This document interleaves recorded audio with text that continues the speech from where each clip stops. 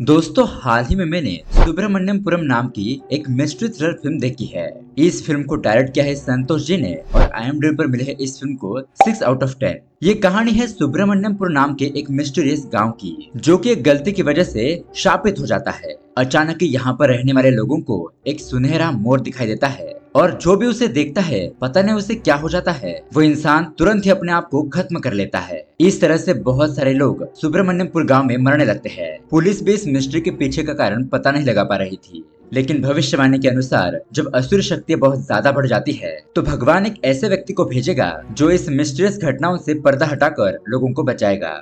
तो दोस्तों, अब वो व्यक्ति कौन है और क्या कभी वो इस गांव में आ पाएगा या फिर इसी भयानक तरीके से लोगों की मौत का सिलसिला ऐसे ही चलता रहेगा, यही देखेंगे हम आज की गजब की कहानी में। तो दोस्तों, अगर आपको हमारा एक्सप्लेनेशन पसंद आता है तो वीडियो को लाइक और चैनल को सब्सक्राइब जरूर कीजिए। चलिए शुरू करते हैं आज की कहानी।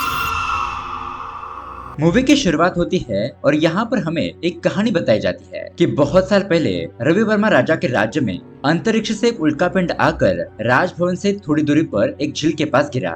लेकिन राजा और प्रजा उसे देखकर बहुत ज्यादा हैरान रह गई, क्योंकि वो उल्कापिंड सुब्रमण्यम स्वामी के रूप में था और तभी से इस जगह का नाम पड़ा सुब्रमण्यमपुर। राजा खुद भगवान को बहुत ज्यादा मानता था, तो उसे और प्रजा को लगा कि भगवान खुद उनके पास रहने के लिए आ गए हैं। इसलिए राजा रवि वर्मा ने गणपति स्थापित नाम के एक शिल्पकार को सुब्रमण्यम स्वामी जी का मंदिर बनाने के लिए कहा। अब यहाँ पर बहुत बड़े मंदिर का निर्माण हुआ और इस मंदिर के आसपास ही एक गांव बस गया। यहाँ से कहानी आती है प्रेजेंट में, जहाँ पर हम गांव के मुखिया जी और पुजारी को देखते हैं। मुखिया वर्मा जी की बेटी प्रिया जल में स्नान करके बाहर आती है और वो उसे पूजा का सामान देकर कहते हैं कि इसे शिवानंद स्वामी जी को दे दो। यहाँ शिवानंद स्वामी जी मंदिर की तरफ जा रहे होते हैं और वहाँ पर मौजूद एक बंदा उन्हें देखकर एक दूसरे बंदे से पूछता है कि ये स्वामी जी हमारे गाँव में क्यों आए हैं। वो आदमी बताता है कि कुछ दिन पहले जब तुम गांव में नहीं थे तब यहाँ पर एक बहुत बड़ी भयानक घटना हो गई। मंदिर की देखभाल करने वाला गोपाल उसने अचानक ही मूर्ति का अभिषेक कर दिया और पुरातन काल से ही इस मूर्ति का अभिषेक करना वर्जित था। उसके अगले ही पल गोपाल पागल हो गया और उसने खुद को आग लगाकर जान दे दी। उसी दिन से गांव में बहुत सारी अनहोनी घटनाएं होने लगी, इसलिए स्वामी जी खुद यहाँ पर प्रायश्चित करने के लिए आए हैं। अब यहाँ पर स्वामी जी पूजा की थाली लेते हैं, मंदिर के अंदर जाकर भगवान से प्रार्थना करते हैं। थोड़ी देर के बाद बाहर आकर वर्मा जी को बताते हैं कि देखिए मुखिया जी, आप चिंता मत कीजिए, अब चिंता करने की कोई जरूरत नहीं है, इस गांव की समस्याएं जल्दी दूर होंगी। भगवान ने एक आदमी को इस गांव की मदद करने के लिए चुन लिया है। और उसके अगले ही पल हमें हमारे कहानी के हीरो कार्तिक को दिखाया जाता है, जो कि इसी गाँव की तरफ आ रहा होता है, लेकिन रास्ते में उसकी बाइक खराब हो जाती है। वो अपने दोस्त को बाइक ठीक करके आने के लिए कहता है और खुद किसी दूसरे बंदे के गाड़ी पर बैठकर इस गांव में आता है। तभी यहाँ अचानक मंदिर का एक टुकड़ा ऊपर से नीचे गिरता है। ये देखकर सभी लोग हैरान हो जाते हैं। स्वामी जी कहते हैं कि लगता है आगे आने वाला समय बहुत ज्यादा कठिन होगा, गाँव के सभी लोग संभल कर रहो।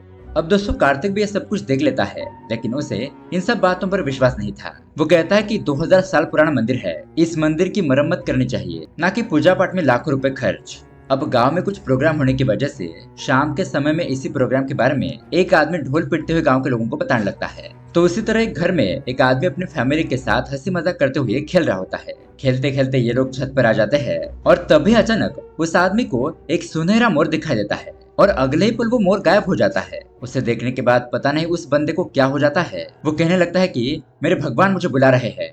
ऐसा कहते हुए वो अपने जेब से एक चिट्ठी निकालता है और छत के ऊपर से कूदकर अपनी जान दे देता है। अब उसे देखकर ऐसा लग रहा था कि वो सम्मोहित हो गया हो। अब उसके अगले दिन हम शहर में कार्तिक को देखते हैं। कार्तिक एक बहुत बड़ा आर्कियोलॉजिस्ट होता है, जो भारत के बहुत पुराने मंदिरों के बारे में रिसर्च करने का काम करता है। आज एक बहुत बड़ी डॉक्टरों की टीम और बहुत बड़े न्यूरोलॉजिस्ट डॉक्टर स्कंदा कार्तिक का प्रेजेंटेशन देखने के लिए आते हैं। प्रेजेंटेशन शुरू हो जाता है और कार्तिक सुब्रमण्यमपुर गांव में जो टेम्पल होता है उसी के बारे में लोगों को बताने लगता है। इस मंदिर के तीनों तरफ पानी है और एक तरफ गांव। अजीब बात यह है कि इस मंदिर की मूर्ति का कभी अभिषेक नहीं होता। अब ये बात डॉक्टर स्कंदा को थोड़ी सी अजीब लगती है। वो पूछता है कि क्या इस मंदिर का कोई चमत्कार है क्या। कार्तिक बताता है कि राजा रवि वर्मा के कालखंड में जब असलम खान नाम का एक तुर्किश राजा सुब्रमण्यमपुर में लड़ाई करने के लिए आया था, तब गांव के बाहर उसकी विशालकाय सेना खड़ी थी और यहाँ राजा रवि वर्मा के पास बहुत ज्यादा सेना नहीं थी। इसलिए रवि वर्मा भगवान सुब्रमण्यम जी से मदद मांगते हैं, उनसे प्रार्थना करते हैं और अगली सुबह ऐसा होता है कि पास से बहने वाली नदी का पानी जब असलम खान के सैनिक पीते हैं तो वह पानी जहर की तरह काम करता है और उसके बहुत सारे सैनिक मारे जाते हैं। ये सब कुछ देखकर बाकी बचे कुछ सैनिक भी भाग जाते हैं और यहाँ राजा रवि वर्मा का राज्य बच जाता है। उसके बाद राजा और गांव के लोग भगवान का शुक्रिया अदा करते हैं ताकि उन्होंने गांव वालों को बचा लिया। उसके बाद राजा रवि वर्मा मंदिर के बारे में बहुत सारी जानकारी एक ग्रंथ में लिखकर उस ग्रंथ को मंदिर में छुपा देते हैं ताकि भविष्य में कोई भी समस्या आए तो उस ग्रंथ को पढ़कर समस्या का हल ढूंढ सके। अब यहाँ पर डॉक्टर स्कंदा कार्तिक से पूछते हैं कि वैसे अब आगे तुम करने क्या वाले हो। कार्तिक कहता है कि सुब्रमण्यमपुर गांव में जाकर रिसर्च करना चाहता हूँ। अब तभी वहाँ पर अचानक कार्तिक का दोस्त मनी आता है। वो बताता है कि हमारा दोस्त मेघना को किसी ने किडनैप कर लिया है। तो कार्तिक तुरंत उन गुंडों के पास पहुंचता है और अपने दोस्तों को बचा लेता है। वो उन गुंडों की अच्छी तरीके से पिटाई भी करता है।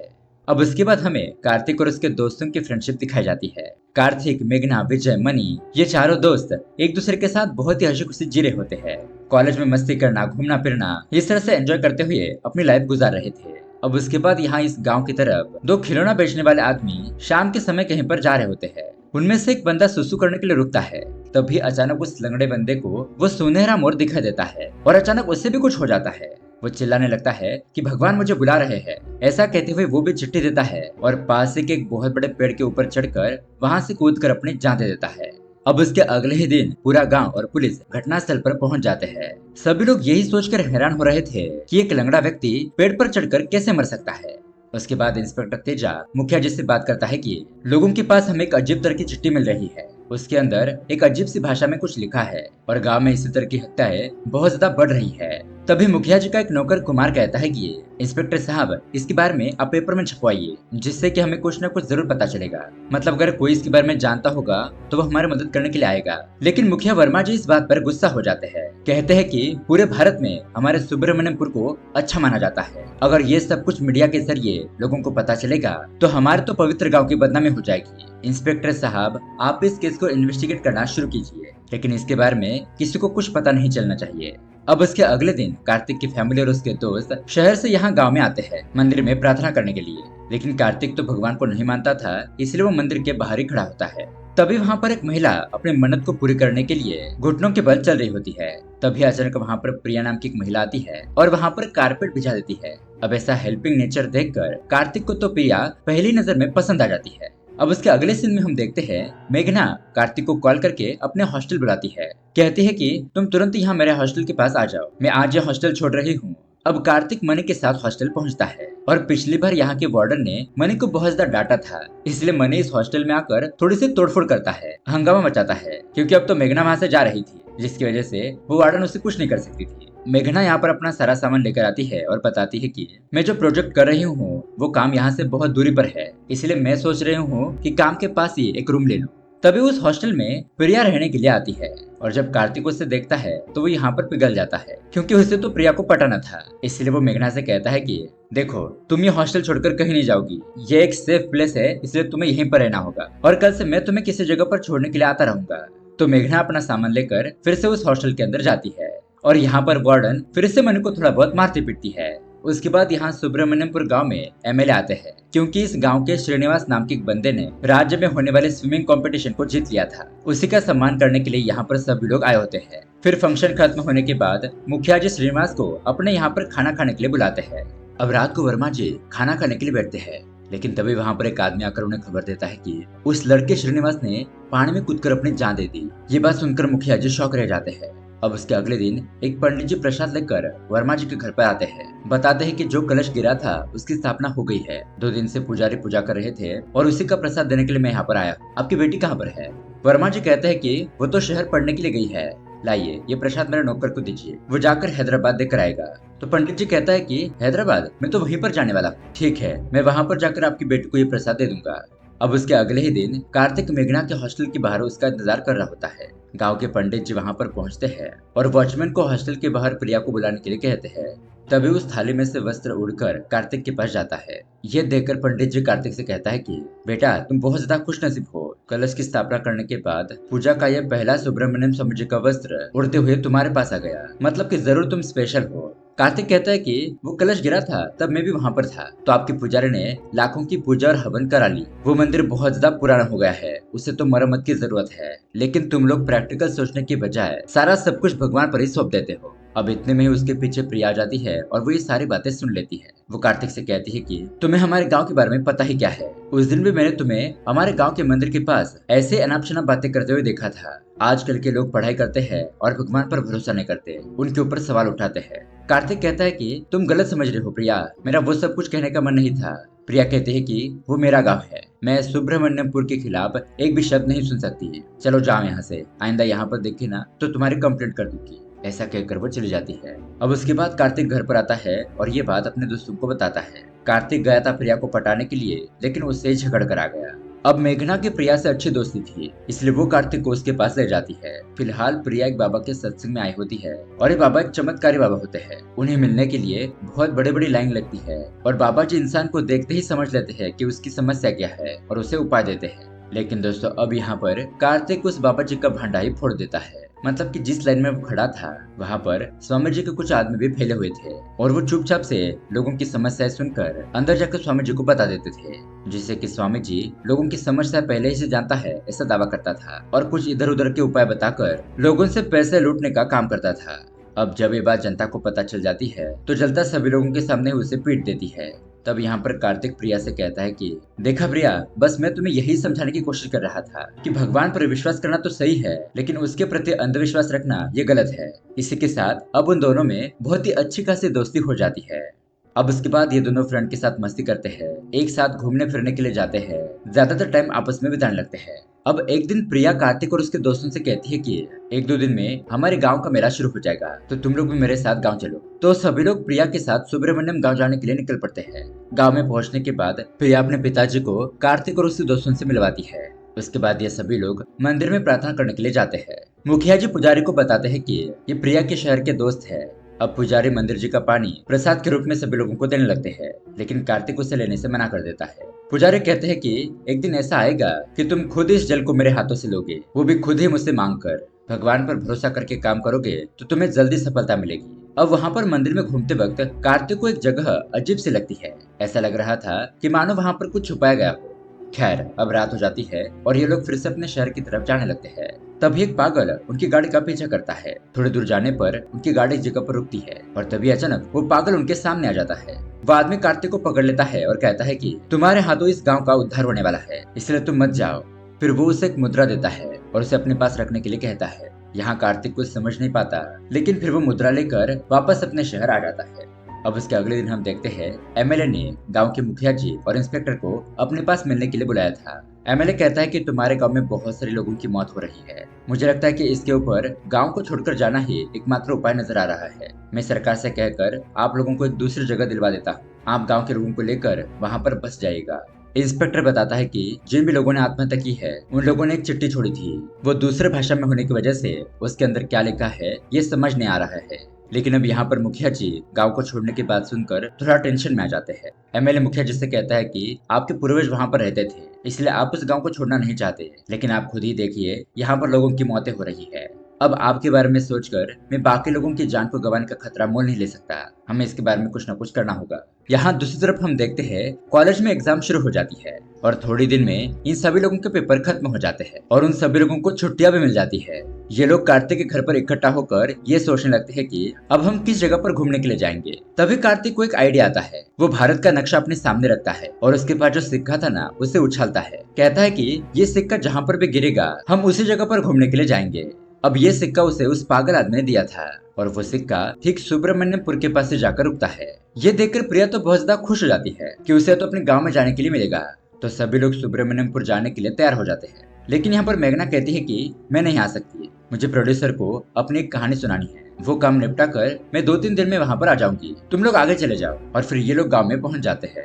अब उसके बाद गांव में रहने वाला एक बंदा जिसका नाम होता है प्रभाकर, वो मुखिया जी के घर पर आकर अपनी बेटी की शादी का कार्ड देता है। मुखिया जी कहते हैं कि हम आपके बेटी की शादी में जरूर आएंगे। फिर रात को हम देखते हैं कि मुखिया जी का नौकर कुमार कार्तिक और उसके दोस्तों के लिए ताड़े लेकर आता है, मतलब कि एक तरह की शराब। ये लोग शराब पीते हैं और वहीं पर सो जाते हैं। लेकिन कार्तिक का एक दोस्त विजय वहाँ से थोड़ी दूरी पर सुसु करने के लिए आता है, लेकिन तभी उसे वहाँ पर वो प्रभाकर दिखाई देता है। यहाँ प्रभाकर को उसे अपने सामने वही सुनहरा मोर दिखाई देता है और उसे भी अचानक कुछ हो जाता है और अगले ही पल में वो खुद की जान देकर मर जाता है। विजय ये सब कुछ अपने आंखों के सामने देखता है, जिससे कि वो बहुत ज्यादा घबरा जाता है। फिर उसके अगले दिन हम देखते हैं कार्तिक मुखिया जी से पूछता है कि बताइए आपके गांव में क्या चल रहा है। मुखिया जी कहते हैं कि ये हमारे गांव का मामला है, तुम लोग इससे दूर रहो बेटा।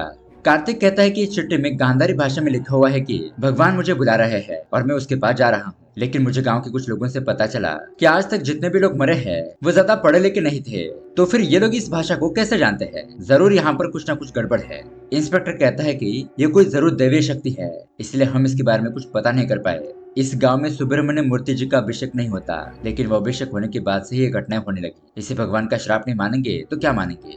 अब ये लोग बातचीत कर ही रहे होते हैं कि तभी वहाँ पर एक आदमी आकर बताता है कि गांव के पानी के पास एक लड़की की लाश पाई गई है और कार्तिक, ये लड़की तुम्हारी दोस्त है। तो सभी लोग तुरंत ही वहाँ पर पहुंच जाते हैं और दोस्तों हम देखते हैं कि यहाँ पर मेघना की मौत हो चुकी थी। दरअसल वो अपना काम निपटा कर यहाँ गाँव में आ रही थी, लेकिन पता नहीं कैसे अचानक उसकी मौत हो गई। अब अपनी दोस्त मेघना को मरा हुआ देखकर कार्तिक और उसके दोस्त बहुत ज्यादा दुखी हो जाते हैं। अब इस मौत को देखने के बाद गांव के सभी लोग कहते हैं कि अब यहाँ पर रुकना खतरे से खाली नहीं है, हमें इस गांव को छोड़कर जाना ही होगा। मुखिया जी सब लोगों को समझाने की कोशिश करते हैं, लेकिन कोई भी उनकी बात नहीं सुनता। तो यहाँ पर कार्तिक कहता है कि अगले 10 दिनों के अंदर इस गांव में लोगों की मौत क्यों हो रही है, मैं इस रात से पर्दा हटाकर ही रहूंगा और तब तक मैं किसी की भी जान जाने नहीं दूंगा। तो फिर क्या था, उसके अगले दिन से इन्वेस्टिगेशन शुरू हो जाती है। सबसे पहले कार्तिक और प्रिया पुलिस स्टेशन जाकर अभी तक जो 15 लोग मरे हैं उन सभी लोगों की डिटेल्स कलेक्ट करते हैं। उनके हर एक घर पर जाकर घर वालों से उनके बारे में पूछताछ करते हैं ताकि उन्हें कुछ सबूत मिल सके। पूछताछ करने पर उन्हें पता चलता है कि मरने वाले लोगों को कोई भी बीमारी या फिर टेंशन नहीं थी। तो सोचने वाली बात ये थी कि ये लोग आत्महत्या कैसे कर सकते हैं। पुलिस ने तो रिपोर्ट में उन लोगों ने आत्महत्या कर ली है ऐसा लिखा था। अब मेघना की मौत के बाद उसके दोस्त मणि और विजय ये दोनों बहुत ज्यादा दुखी हो जाते हैं। अब यहाँ रात को विजय को सुसु आती है। वो मणि को अपने साथ चलने के लिए कहता है क्योंकि उसे गांव में हो रही हत्याओं को देखकर बहुत ज्यादा डर लग रहा था। अब मणि उसके साथ साथ जाता है और एक जगह पर विजय सुसु करने के लिए जाता है, लेकिन इतने में यहाँ पर मणि को ऐसा लगता है कि उसके आसपास कोई है और तभी अचानक उसके ऊपर कोई हमला कर देता है। विजय बाहर आकर देखता है तो मणि वहाँ पर बेहोश हालत में पड़ा हुआ था। वो तुरंत ही उसे घर पर ले जाता है।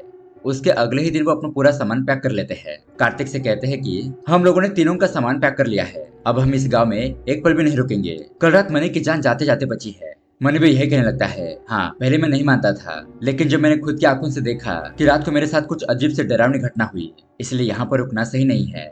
कार्तिक कहता है कि अगर मैं तुम लोगों के साथ चला गया तो प्रिया भी अपने पिताजी मुखिया जी के साथ शहर में आ जाएगी और फिर गांव के लोग भी यहाँ से चले जाएंगे और कुछ ही महीनों के बाद ये गांव खंडर बन जाएगा और मैं ऐसा नहीं चाहता। और इससे बढ़कर मेरे लिए ये बात है कि मैं तुम लोगों को कुछ नहीं होने दे सकता, इसलिए तुम लोग शहर चले जाओ, मैं कुछ ही दिनों में वहाँ पर आ जाऊंगा। तो उसके दोस्त शहर में चले जाते हैं।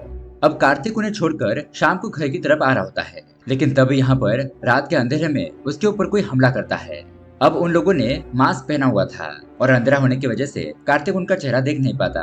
पहले तो वो लोग कार्तिक को मारते हैं, लेकिन फिर कार्तिक उन लोगों की हड्डी पसली कर देता है, इसलिए बहुत ज्यादा मार खाने की वजह से वो लोग वहाँ से भाग जाते हैं। अब उसके अगले दिन कार्तिक पुलिस स्टेशन जाता है। इंस्पेक्टर तेजा को बताता है कि कल रात कुछ लोगों ने मेरे ऊपर हमला किया था और अभी तक मुझे इस केस के बारे में कुछ खास जानकारी हासिल नहीं हुई है। तभी कार्तिक को वहाँ टेबल पर कोई रिसिप्ट दिखाई देती है। वो उस रिसिप्ट को देखकर उसके बारे में पूछने लगता है। इंस्पेक्टर बताता है कि हमारे गांव में कुछ महीने पहले एनजीओ के कुछ लोग आए थे। अब कार्तिक को यहाँ पर थोड़ा सा शक होता है, इसीलिए वो उस एनजीओ के लोगों के बारे में जानकारी हासिल करने की कोशिश करता है। अब उसके अगले दिन इंस्पेक्टर तेजा कार्तिक के पास आता है और उसे बताता है कि कार्तिक, मुझे एक कॉल आया था कि यहाँ से थोड़ी दूरी पर महादेवपुर नाम का एक गांव बसा हुआ है, वहाँ से मुझे रमेश नाम के एक बंदे का कॉल आया था। वो बता रहा था कि वो आपकी फ्रेंड मेघना की मौत के बारे में कुछ जानता है। तो कार्तिक तुरंत ही उसे पूछता है कि क्या वो गांव कहाँ पर है, ये आपको पता है?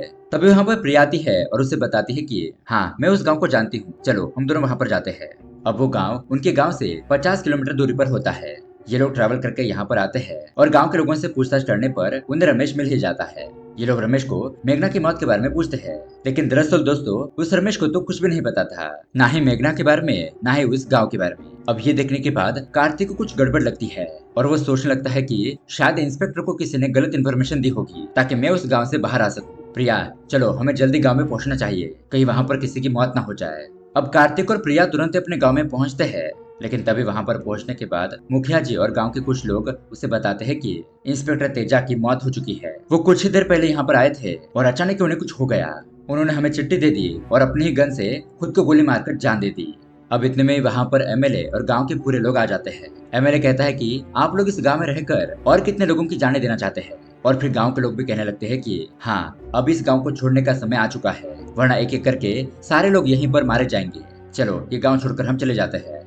अब उसके थोड़ी देर बाद प्रिया मंदिर में जाती है और यहाँ पर हमें पता चलता है कि कार्तिक ने गांव के अंदर छुपकर सीसीटीवी कैमरास फिट किए थे। वो प्रिया से कॉल करके कहता है कि तुम मंदिर में क्या कर रही हो, वहाँ पर अकेली मत जाओ, खतरा हो सकता है। तो प्रिया कहती है कि कुछ नहीं, मुझे बहुत ज्यादा टेंशन हो रही थी, इसलिए मैं शांति के लिए मंदिर में आई हूँ। अब उसके थोड़ी देर बाद में भगवान से प्रार्थना करके प्रिया अपने घर पर वापस आ जाती है। लेकिन तभी वहाँ पर एक बंदा आता है और उसे मंदिर का प्रसाद देकर चला जाता है। अब यहाँ पर कार्तिक को कुछ ठीक नहीं लगता, इसलिए तुरंत ही वो प्रिया से मिलने के लिए आता है। लेकिन वो देखता है कि प्रिया भी कुछ अजीब सी हरकतें कर रही है। दरअसल दोस्तों, उसे जो प्रसाद दिया गया था उसने वो खा लिया था। अब प्रिया भी यहाँ पर अपनी मौत की चिट्ठी लिखती है और उसे भी वो सुनहरा मोर दिखाई देता है। लेकिन तभी अचानक कार्तिक दरवाजा तोड़कर उस कमरे में जाता है और प्रिया की जान बचा लेता है। वो उसे तुरंत ही हॉस्पिटल लेकर जाते हैं।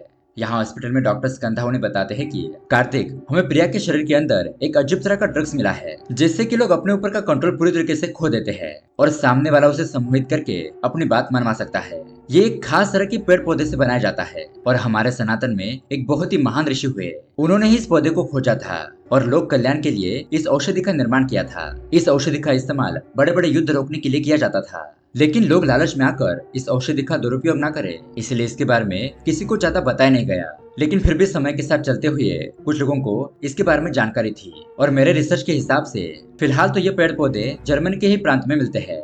अब उसके बाद डॉक्टर प्रिया के बारे में बताते हैं कि अब वो खतरे से बाहर है, हमने उसे बचा लिया है, आपको चिंता करने की कोई जरूरत नहीं है। और यहाँ पर मुखिया जी भी कार्तिक का धन्यवाद करते हैं। उसके बाद दोस्तों, कार्तिक सोचता है कि मतलब कि अब तक जितने भी लोगों की मौत हुई है वो इसी ड्रग्स की वजह से हुई है, तो फिर ये बात बाकी के लोगों के पोस्टमार्टम रिपोर्ट में क्यों नहीं आई। इसके बारे में डॉक्टर से पूछने पर उसे ये बात पता चलती है कि ये जो ड्रग्स है ये 2 ही घंटे के बाद शरीर के अंदर डिजोल्व हो जाता है, तो उसके बाद पता करना बहुत ज्यादा मुश्किल था और प्रिया को तुरंत ही हॉस्पिटल लाया गया था। तो डॉक्टरों को ट्रीटमेंट करते वक्त उसके शरीर के अंदर वो ड्रग्स मिला।